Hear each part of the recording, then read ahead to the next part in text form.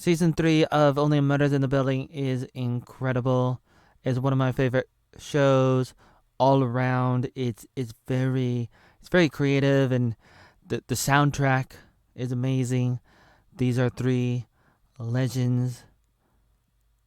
I mean, how could you not know that?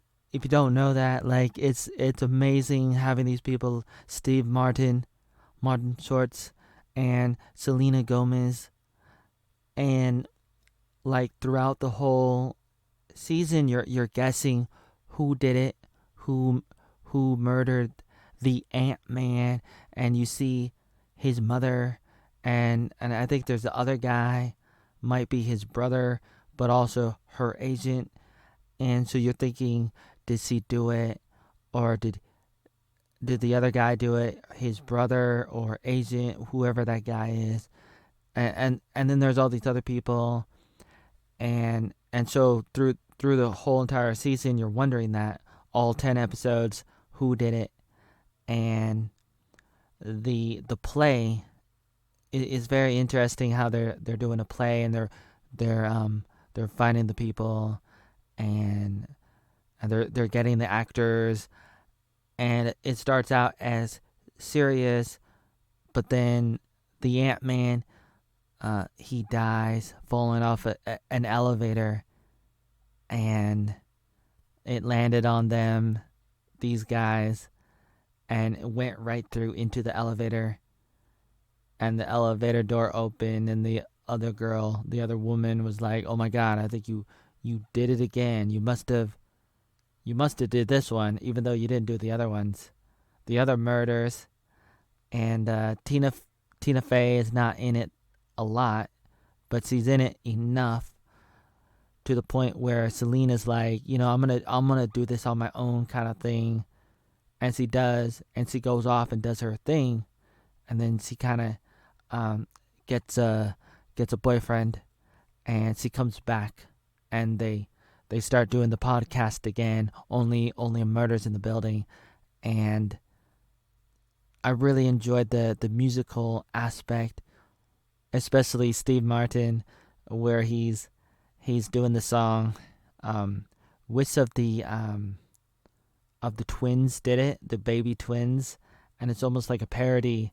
The play is a parody of their situation, because I think the mother had two twins, and then they were thinking that one of them did it, but then in the end you find out it was really the producers, the mother producer, and her son, who he still kisses her, like she kisses him on the lips, so they have this thing going on, and so I guess like he did it, and then she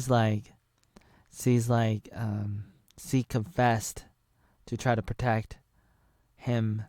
Same thing with the other mother, the mother of Ant-Man, and she confessed too, and they were able to figure it out at the end. I mean, Selena saved the day, and that's really cool, and it all made sense, and this is one of the shows that you want to watch, because it feels good. It feels good, and it's a great story. And this season is probably better than the first two, and so it's like it's getting better. And then at the end, there's a cliffhanger. They always love to end it with a cliffhanger, and I was thinking like, are they gonna are they gonna hook it? Are they gonna have a cliffhanger? And they did. And what happened? So the bodyguard of Steve Martin, she she also plays the mother of Spencer in Criminal Minds.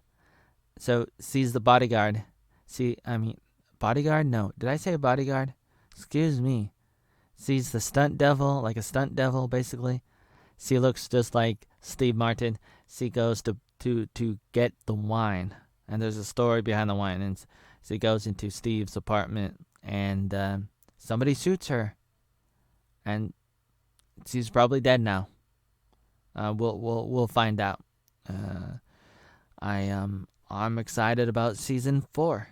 I was gonna do like a review of every single episode. I ended up not doing that, and this is what I got for now. This is what I'm doing, and I'm telling you how I feel about season 3, and it was good, and I enjoyed the characters and the back and forth, and when like some of them got lost in got locked in a like inside the wall. I mean that happened last season too.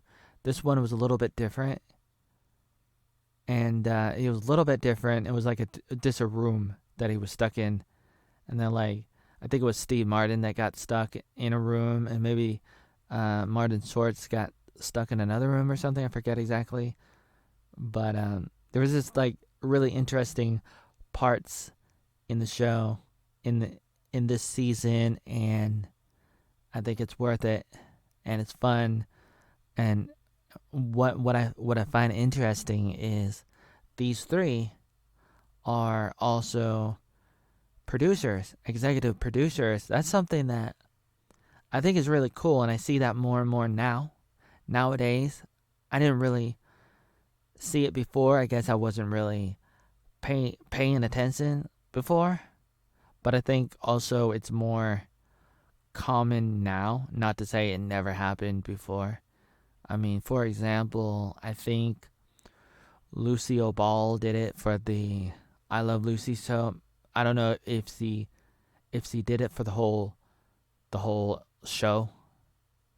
Um, with starting in season 1, but I mean, I think maybe she was always like a producer in I Love Lucy in the 1950s, possibly.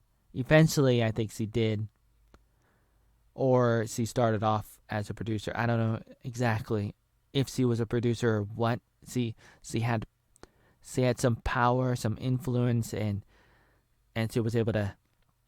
I think she was the first person to be like, "Hey, we're gonna have two cameras at the same time," and so I think she was the first one to do that. So that was really cool.